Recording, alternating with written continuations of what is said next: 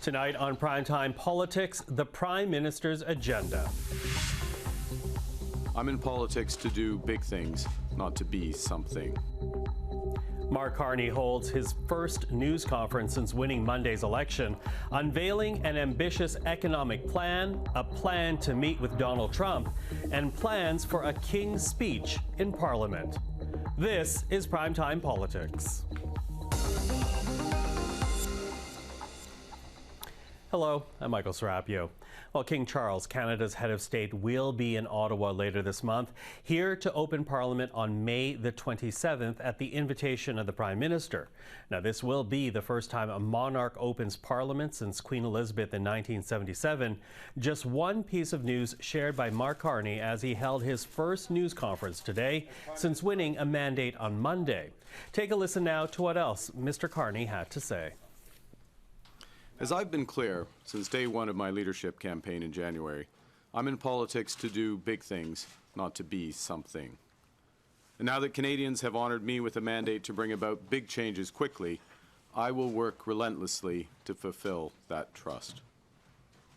As I stressed on election night, I am committed to working with others, governing as a team in Cabinet and caucus, and working constructively across parties in Parliament. Working in real partnership with provinces, territories, and Indigenous peoples, and bringing together labor, business, and civil society to advance the nation-building investments that will transform our economy.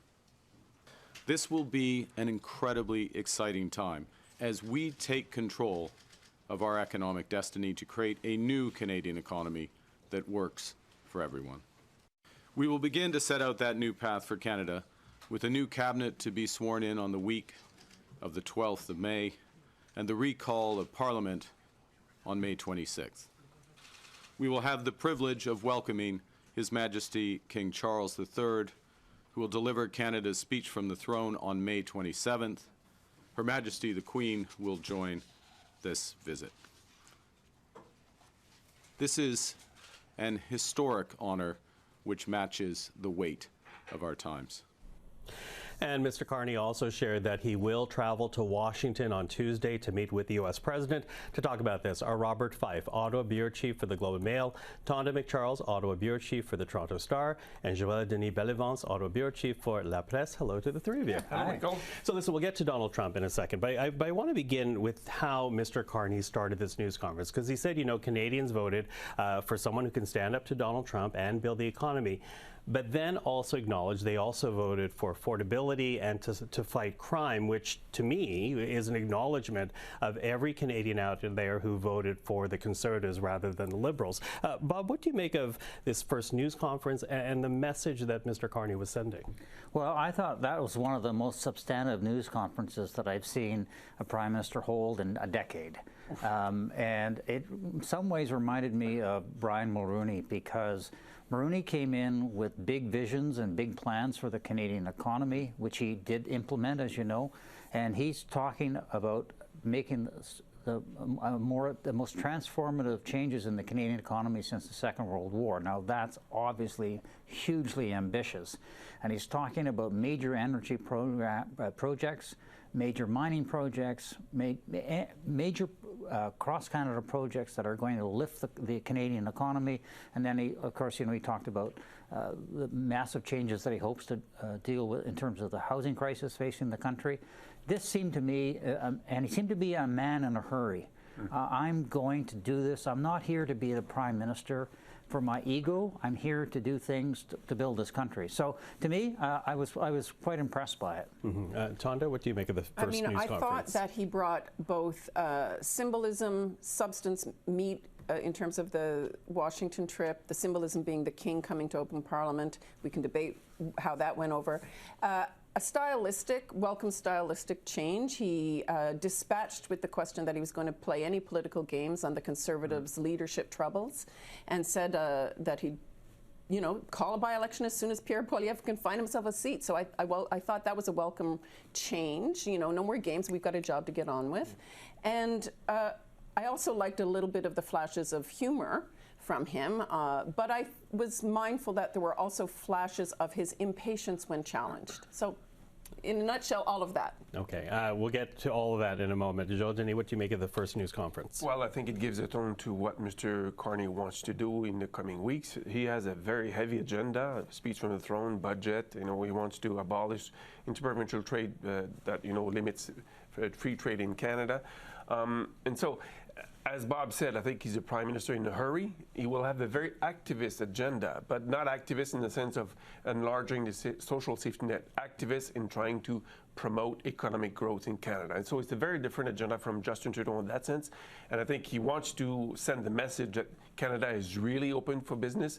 And if you want to do trade with us, we'll be partners. But watch out, if you want to put the roadblocks in the growth of our economy, we won't do business. We won't waste time with you. And that's a message, I think, to Washington. That, we've got a lot of stuff that we can do. As Bob mentioned, critical mineral, oil, and all that.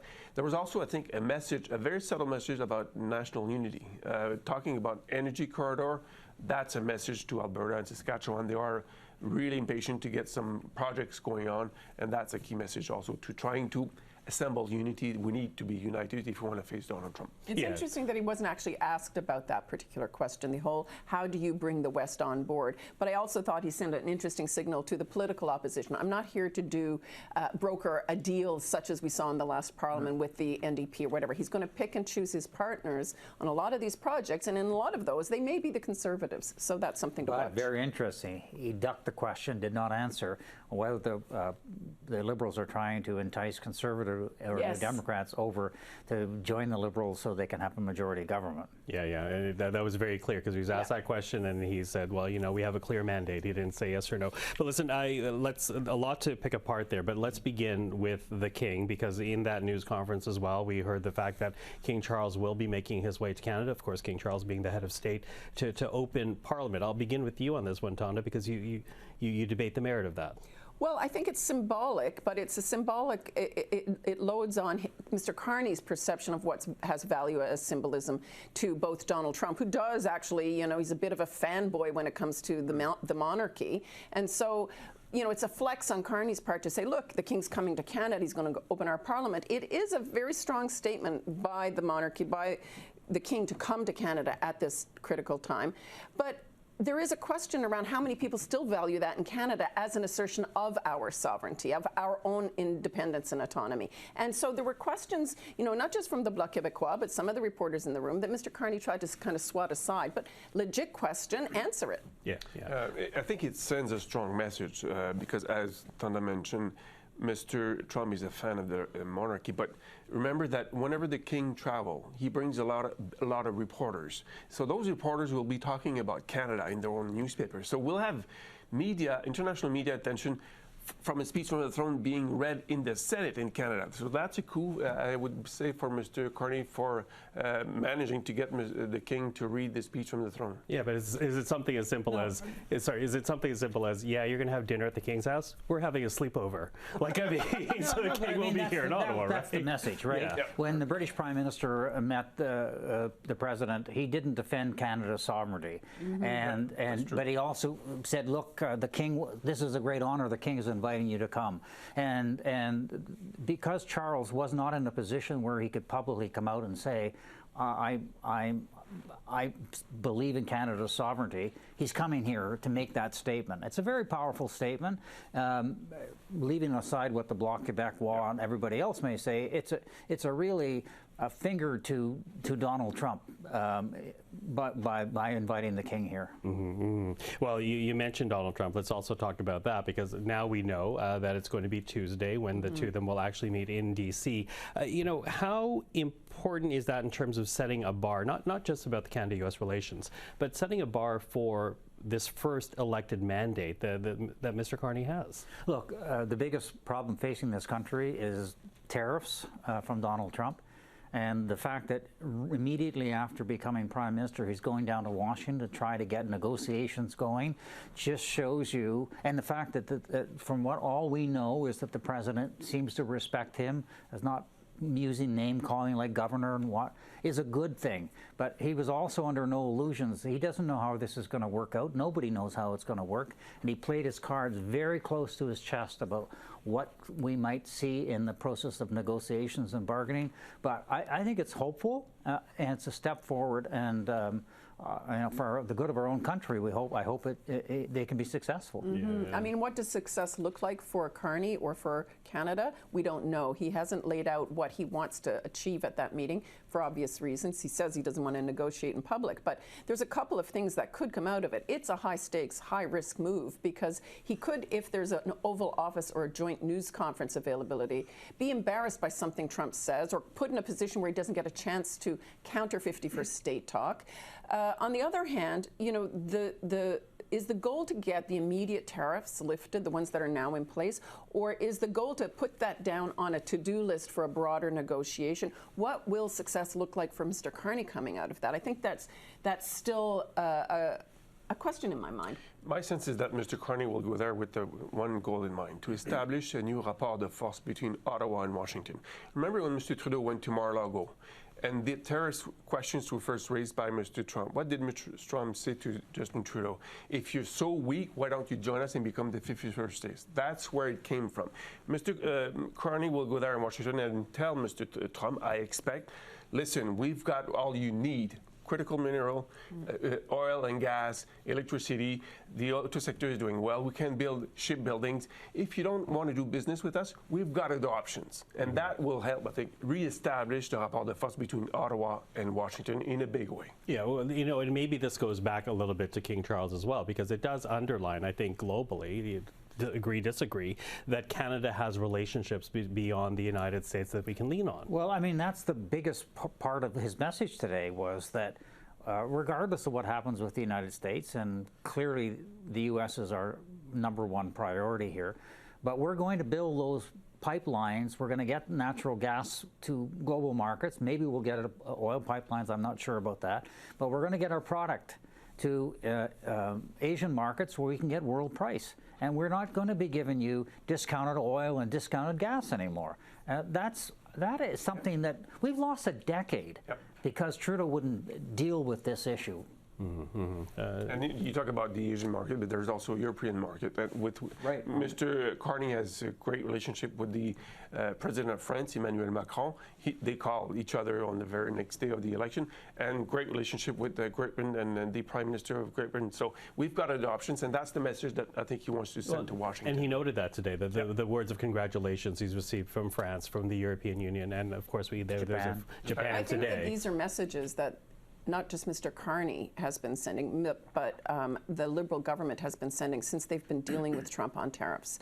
I don't think much of it, other than the commitment now to get conventional energy finally to markets, is that new. But has this being an opportunity to drill it into Mr. Trump's ear might be the one sort of, I guess, goal and success that could come out of it if he absorbs it. But that is a message that a lot of the press, full court press, has been going on down in Washington about. We have what you need. We are integrated. We can help you out on this critical minerals, energy, etc.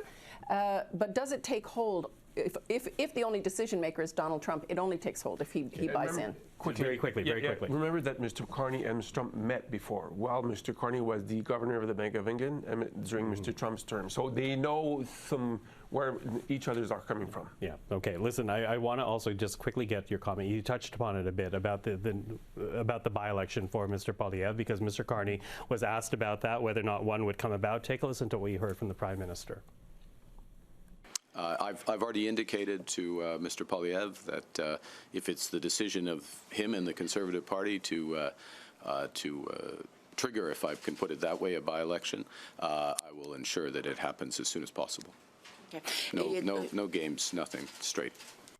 Okay, and we now know that Damien Carrick, who was elected both in 2019, 2021, re-elected Monday night, he's going to step aside to allow Mr. Poilievre to run in his Alberta riding in a by-election. You know, what does this say to you? Not only the fact that Mr. Poilievre can now have a seat to run in once again, but the fact that Mr. Carney has done this without a lot of fanfare to say, yep, we're going to do this very quickly. Well, I think that it shows that he's willing to just get on with it. I also think, you know, we should bear in mind that this is a minority government, right? And he's got big things to do, so why would he stymie and frustrate the Conservatives when he might need them on a bunch of measures like tax cuts, like the energy projects? And the Conservatives are going to be a more willing partner than the NDP or the Bloc on that. So I see there's a practical thing. There's a signal that he's willing to cut the partisanship out for a little bit. That's a welcome thing.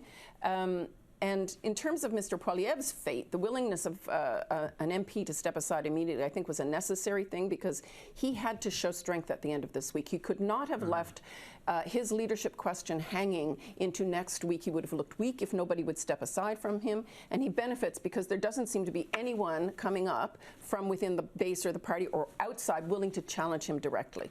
To me, it just shows that Mr. Carney does not want to play games with that issue, and it's a belief in the sacred nature of our institutions, which include an official opposition leader to ask him questions and out of comments. So kudos for him for not playing games with that issue.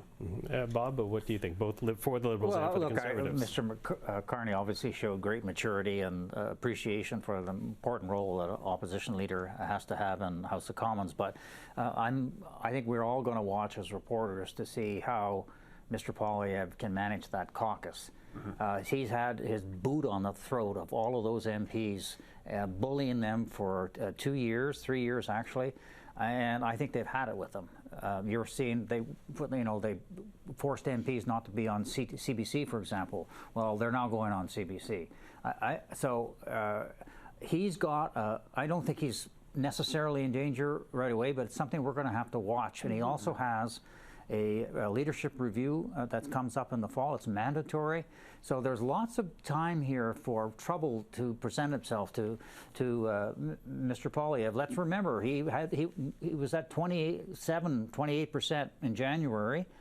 He lost. I mean, yes, he increased the vote number, and yes, he increased the number of seats, but he still lost. Yeah, and I agree with all of that, and also that there is time still for trouble to kind of foment. There are lots of Conservatives inside and outside caucus who blame Mr. Poilievre's abrasive personality for their loss. And so does he rub the rough edges off that? We'll see. Yeah, well, and to me, I think it's also the challenge of threading a needle between making partisan arguments that has worked for you in the past versus this moment of a call for unity to try to build the Canadian economy. So I think that's something that we'll all be watching very closely. Bob, Tonda, JD, really appreciate it. It's been such a long week, but I always appreciate the three of you. Has it ever been? Yeah, thank you. Have a good one. You too. Now, we also heard from the Council of the Federation today, the body that represents this country's provincial and territorial governments. And this, in part, is what the current chair of the Federation had to say to Mark Carney today. Doug Ford writing partly this: regular First Ministers meetings have been essential in ensuring a strong and united Team Canada approach to U.S. relations. We appreciate the federal government's engagement to date in consulting with the provinces and territories on Canada's tariff response and support for workers, businesses and communities. As Canada works to secure an agreement to remove all tariffs on Canadian goods, premiers are requesting the resumption of regular First Ministers meetings. That is not the first time we've heard this from the Council. Again, that note today from Doug Ford. We are waiting to see how Prime Minister Carney responds. Okay, well, before we end this program on this Friday, let's take a look back on election night itself and take a look at the final results, because joining us right now are two men our audience knows very well, whether you watch them right here on CPAC or, heaven forbid, elsewhere, or if you listen to the Numbers podcast. The two very integral to any election coverage these days. Polls analyst Éric Grenier is the founder and the writer behind The Writ, and polls analyst Philippe J. is the founder and the writer behind 338 Canada. Hello to both of you. Hello. Good evening, Michael. Okay, so both of you are about the numbers, so I'm going to begin with the numbers. Let's take a look right now at your predictions around popular vote first. You see them right there, and bravo to both of you. Not far off from how things played out when you look at the bottom line on Monday night. But let's now take a look at the seat breakdown, your projections, because the final result not working out as you two had predicted. Philippe, I'll get you to start us out here. What happened? Well, it's interesting when we have an overestimation or an underestimation in an election. We always look, was it the polls or was it the seat projections? Was it the modeling? And in this case, it was a bit of the polls, but also when we take the regional breakdown, I think Eric and I had similar numbers in British Columbia, in Quebec, in Atlantic Canada.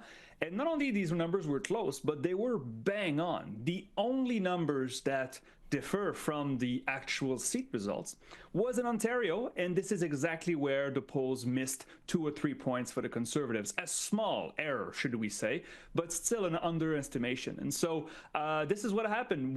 If there was a 2-3 point error in Atlantic Canada, we would not talk about it. But in Ontario, a 2-3 point error leads to 15-20 seats. Yeah, you're nodding your head yes there, Eric. Join in on that.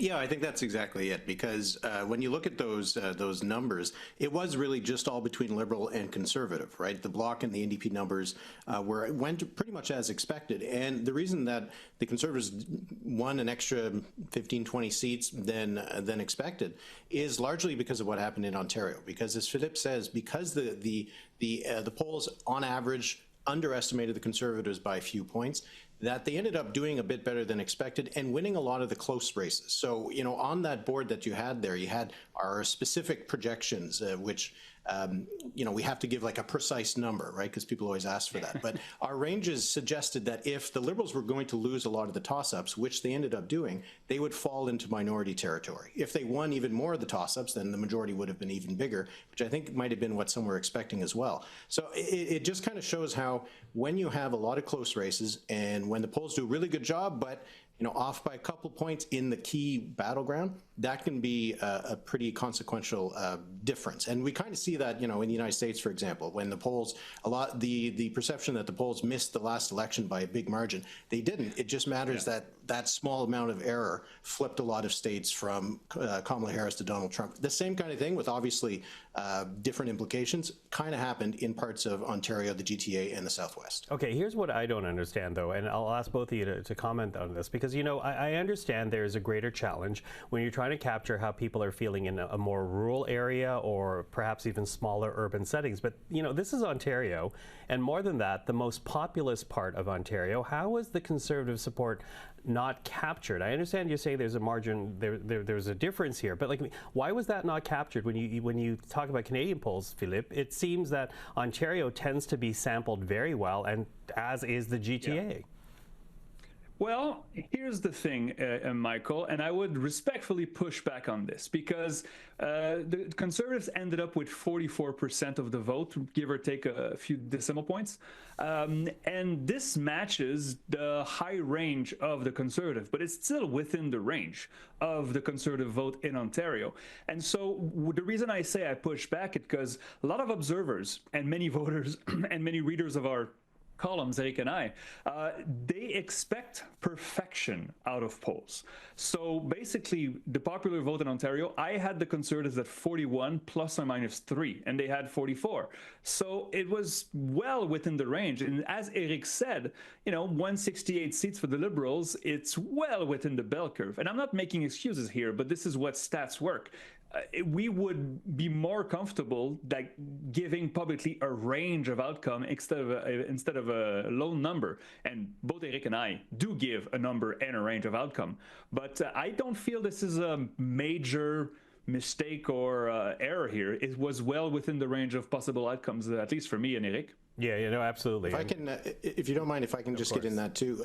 I think that what we also find out from these kinds of things is that our models are generally based on the idea that if all else being equal, this is what the result should be, right? And so when you do see that there are some regions that move a little bit more than expected, it tells you a lot actually about what was happening in those regions. For example, Ottawa voted far more Liberal than you would have expected based on what the polls suggested province-wide. We know that that was probably quite tied to promises from the Conservative Party to reduce the size of the public sector and the public service in Ottawa. You saw that the numbers in the GTA, particularly in Brampton and in York region, the Conservatives did really, really well. We have some indication that it does seem like the Conservatives got a lot of more support from new Canadians. This is the kind of thing that is harder to pick up in a province-wide poll, and I think it does kind of show that when you do have some results that don't go quite as expected, it's often just telling you about what was motivating voters differently in one area versus another.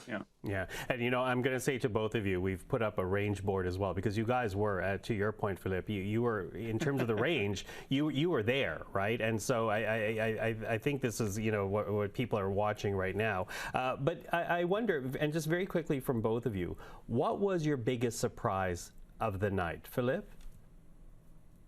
Well, I would say Southwest Ontario, because there are surprises, but big surprises, I would say Windsor West, London, Fanshawe, Kitchener Centre, the Niagaras going to the Conservatives. We knew it was kind of close, but they really did well in Southwestern Ontario. And I'm looking forward to see post-election polling as to why that is. I know pollsters have told me maybe it was the tariffs were one thing, but the counter tariffs also hurt the Liberals in that region, of course, with blue-collar workers. So I would say that would be my only big surprise, because as I said, and Eric is, I think it's the same too, in Quebec and in BC, two provinces that are not easy to model in normal elections, the projections were right on. Yeah, and to that, you guys are saying BC was the hardest to predict, but you guys both did really well in British Columbia. I want to acknowledge that.